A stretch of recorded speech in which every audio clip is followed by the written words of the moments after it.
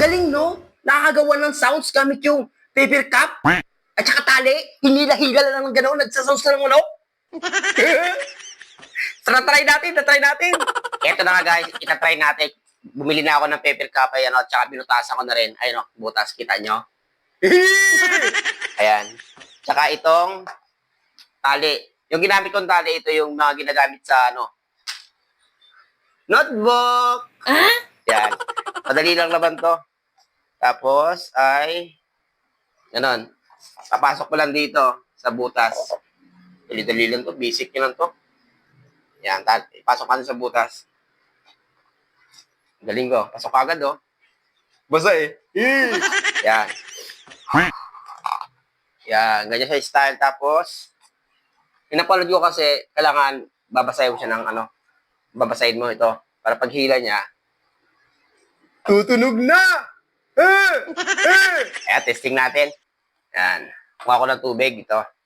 Tapos binasa ko sa dulo. Yan. Sausaw na natin. Testingan natin talaga kung tutunog. Ayan, ready. Yun lang yan, oh.